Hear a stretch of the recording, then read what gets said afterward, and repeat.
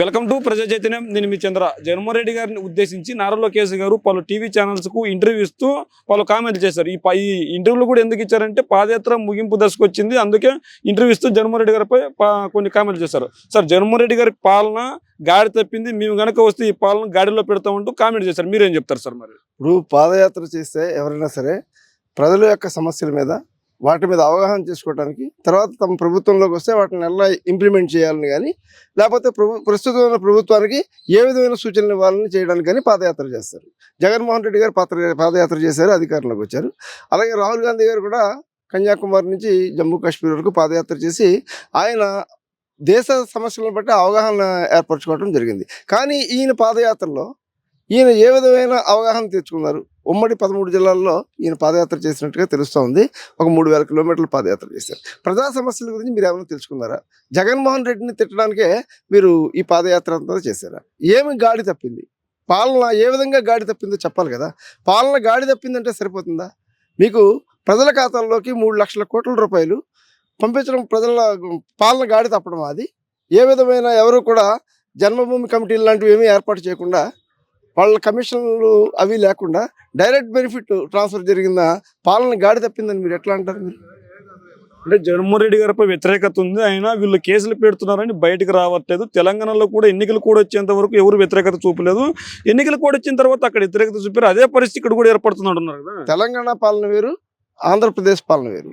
తెలంగాణలో కాంగ్రెస్ పార్టీని మోసం చేశాడు కేసీఆర్. కాంగ్రెస్ పార్టీలో విలీనం చేస్తాము అని చెప్పి ఆయన అధికారాన్ని తెచ్చుకుని తర్వాత పార్టీని విలీనం చేయకుండా పార్టీని మోసం చేశాడు. దళితులను ముఖ్యమంత్రి చేస్తా అన్నాడు.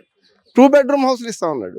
కాళేశ్వరం ప్రాజెక్టు 2 లక్షల కోట్ల రూపాయలతో కట్టింది, అవినీతి వల్ల కుంగిపోయింది.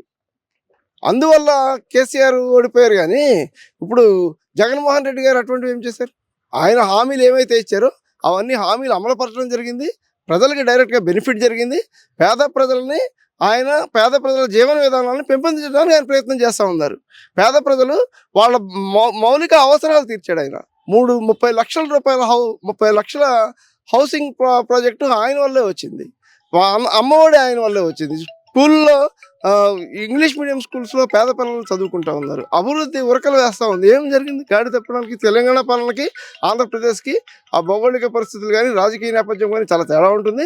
తెలంగాణలో జరిగినట్టుగా ఇక్కడ జరగదు. ఆయన కళ్ళన్నీ అలా కళ్ళలే అవుతాయి. మళ్ళీ జగన్మోహన్ రెడ్డి గారు అధికారంలోకి రావడం జరుగుతుంది. ఇంకా 3 నెలల్లో దద్దమ్మ పాలన పోతుంది, మంచి పాలన వస్తుందని కూడా అన్నారు కదా. 3 నెలల్లో ఈ దద్దం మళ్ళీ ఓడిపోతాడు. ఈ లోకేష్ ఎక్కడైతే పోటీ చేసి మంగళగిరిలో చేస్తానన్నాడు, మంగళగిరిలో మళ్ళీ ఓడిపోవడం ఖాయం. మంగళగిరిలో ఈయన నెగ్గి మొత్తం తెలుగుదేశం పార్టీని కానీ తెలుగుదేశం ప్రభుత్వాన్ని కానీ అధికారంలోకి తీసుకొస్తామని చెప్పాలి. కానీ ఆయన పోటీ చేసిన నియోజకవర్గంలోనే ఆయన ఓడిపోతా ఉన్నారు. ఆయన మొత్తం రాష్ట్రం అంతా నేను మార్పు తీసుకొస్తానని చెప్పి తిరగటం ఇదంతా హాస్యాస్పదంగా ఉంది. ఆయన మాటలకి ప్రజలు ఏ విధంగా విలువ ఇవ్వటంలా. జగన్మోహన్ రెడ్డి గారు నిరుద్యోగుల్ని పెంచి పోషిస్తాడు, మేము వస్తే కనుక ఉద్యోగాలు ఇస్తాం, పేద ప్రజలపై వేసిన పనులను కూడా తగ్గిస్తామంటున్నారు కదా. జగన్మోహన్ రెడ్డి గారు 2,60,000 మంది వాలంటీర్లకు ఉపాధి కల్పించాడు. ఆయన కరోనా టైంలో వాళ్ళు చేసిన సేవలు అందరూ ప్రజలు తలుచుకుంటా ఉన్నారు. ప్రజలకు ఏది అవసరమో అది ప్రభుత్వానికి వాలంటీర్ల ద్వారా జరుగుతుంది.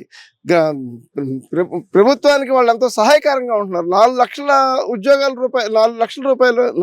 ఉద్యోగాలు జగన్మోహన్ రెడ్డి గారి పాలనలో రావడం జరిగింది. ఏ ప్రభుత్వంలో లేదు.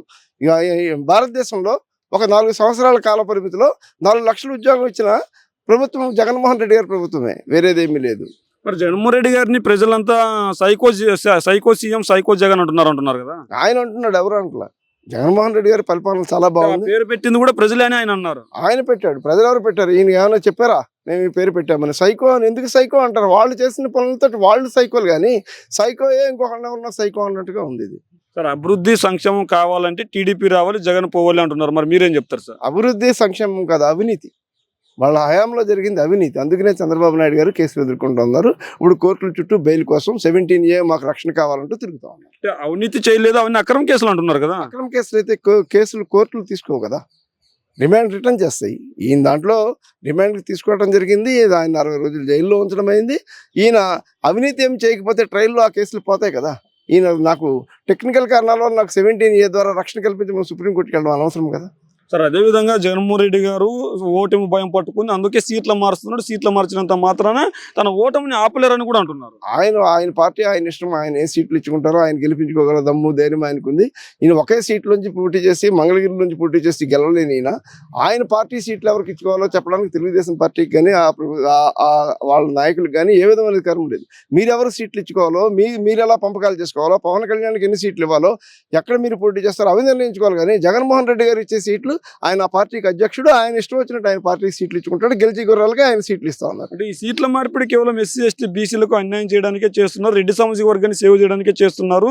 ఈ సీట్ల మార్పిడి వల్ల ఎవరికి అన్యాయం జరుగుతుంది ప్రశ్నించుకోవాలి. కేవలం ఎస్సీ ఎస్టీ బీసీలకు మాత్రం అన్యాయం జరుగుతుంది. ఎస్సీ ఎస్టీ బీసీ బడుగు బలహీన వర్గాలకి న్యాయం జరిగింది జగన్మోహన్ రెడ్డి గారి హయాంలోనే. 54 కార్పొరేషన్లు బీసీ కార్పొరేషన్లు ఈయన ఇచ్చారు. అలాగే ఎస్సీల అభివృద్ధికి కూడా ఈయన చాలా కృషి చేశారు జగన్మోహన్ రెడ్డి గారు. వాళ్ళకి ఎవరికైతే ఆయన ఉపకారం చేశారో ఎన్నికల టైంలో వాళ్ళకి అన్యాయం చేసే ఉద్దేశం ఆయనకి ఎందుకు ఉంటుంది? వీళ్ళన్నీ అలా ఊహాజనితంగా ఊహించుకుని వాళ్ళు ఏదో గెలుస్తామని చెప్పి ఊహల్లో ఉన్నారు. కానీ అవన్నీ భ్రమలని ఒక 3 నెలల్లో తేలిపోతాయి. అంటే నారా లోకేష్ యువగాలం పాదయాత్ర చేశారు. టీడీపీ జనసేన పొత్తు పెట్టుకున్నాడు. జగన్మోహన్ రెడ్డి గారు సీట్లు కూడా మారుస్తున్నారు. ఇవన్నీ జగన్మోహన్ రెడ్డి గారికి ప్లస్ అయ్యి విన్ అయ్యే అవకాశం ఉందంటారు, ఓడిపోయే అవకాశం ఉంది. జగన్మోహన్ రెడ్డి గారు ఖచ్చితంగా గెలుస్తూ ఉన్నారు. ఆయన కాన్ఫిడెన్స్ నాకు 175కి 175 వస్తాయని. అదే నిజం కాకపోతా ఉంది. మీరు చూస్తూ ఉండండి. చంద్రబాబు నాయుడు గారికి 23 సీట్లు ఉన్నాయి. పవన్ కళ్యాణ్ గారికి రాపాక నాగేశ్వరరావు అనే అతను రాజోల నుంచి పోటీ చేసి నెగ్గి ఆయన కూడా జగన్మోహన్ రెడ్డి గారికి సపోర్ట్ చేయడం జరిగింది. ఆయన పార్టీలో ఇప్పుడు ఎవరు లేరు. ఆయన పార్టీ పెట్టి 10 ఏళ్ళు అయింది. ఆయనే గెలిచిన ఒక అభ్యర్థి కూడా మారిపోయాడు. మంగళగిరి నుంచి లోకేష్ గారు పోటీ చేశారు, ఆయన ఓడిపోయారు. వాళ్ళిద్దరూ జగన్మోహన్ రెడ్డి దిగిపోతాడు అని చెప్పి అనటం హాస్యాస్పదం కాకపోతే ఏముంది? పార్టీ పెట్టిన ఒక సంవత్సర కాలంలోనే 70 సీట్ల వరకు గెలిచి ఆయన ప్రజాదరణ పొందాడు. అప్పుడున్న కేంద్ర ప్రభుత్వాన్ని రాష్ట్ర ప్రభుత్వంతో పోటీ పడి ఆయన గెలవడం జరిగింది. రెండవ ప్రయత్నంలో ఆయన అధికారంలోకి రావడం జరిగింది. 175కి 151 సీట్లు. ఎక్కడా సీటు గెలవని పవన్ కళ్యాణ్ 10 ఏళ్ళు పార్టీ పెట్టి ఆయన ఎమ్మెల్యే కాలేకపోయాడు. ఆయన అభ్యర్థులను ఎక్కడ గెలిపిస్తాడు? మంగళగిరిలో సొంత సీటు, ఆయన ఎక్కడైతే నివాసం ఉంటున్నాడో ఆ ఏరియాలో పోటీ చేసి ఆయన ఓడిపోయి నేను జగన్మోహన్ రెడ్డి గారిని ఓడిస్తానని చెప్పడం అంత హాస్యాస్పదం. అంటే జగన్మోహన్ రెడ్డి గారిని ఓడించడానికి నేను టీడీపీతో పొత్తు పెట్టుకున్నాను. జగన్మోహన్ రెడ్డి గారిని 10 సంవత్సరాల రాజకీయాల వైపు తిరిగి చూడని ఉంటున్నారు. ఇదే నేపథ్యంలో పవన్ కళ్యాణ్ కాపు సామాజిక వర్గం కొద్దిగా సపోర్ట్ చేస్తుంది. మరి ఆ సపోర్టు జగన్మోహన్ రెడ్డి గారు ఓటమికి కారణం కాదంటారు? సార్ ఏముండదు. ఇప్పుడు 2 జీరోలు కలిస్తే జీరోయే అవుతాయి. ఈయన ఎక్కడ పోటీ చేసి నెగల, ఆయన ఎక్కడ నెగల. వీళ్ళిద్దరూ కలిపి మొత్తం మేము రాష్ట్రం అంతా అధికారంలోకి తీసుకొస్తాం అన్నది ఏమీ జరగదు. అది వీళ్ళిద్దరూ కలిసినా ఏమీ కాదు. వీళ్ళతో పాటు ఇంకో పార్టీ కలిసినా కూడా జగన్మోహన్ రెడ్డి గారి మీద అన్ని పార్టీలు ఊకమ్మడిగా వచ్చినా కూడా ఆయన గెలుపు తథ్యం.